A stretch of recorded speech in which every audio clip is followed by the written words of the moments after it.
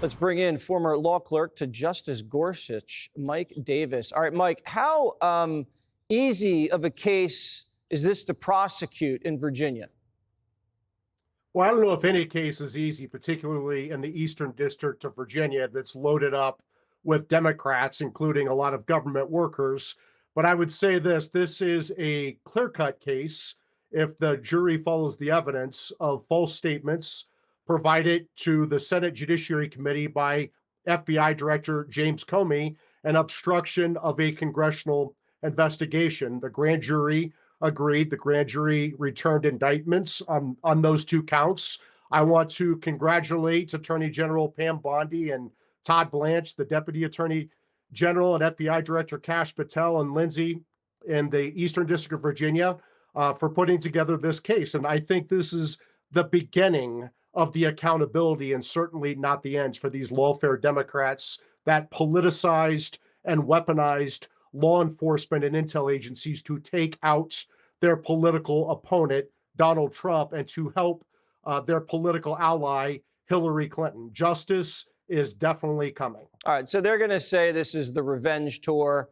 And what is Comey going to say? I didn't authorize anybody to leak. I never leaked. I never lied about it. He's on tape. Yeah, I would say this to James Comey as these Democrats, including James Comey, constantly reminded Republicans nobody's above the law. And James Comey is certainly not above the law, as he just found out tonight.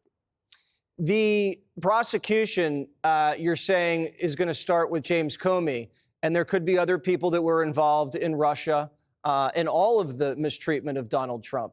Are you saying that other people should be cautious and preserve documents?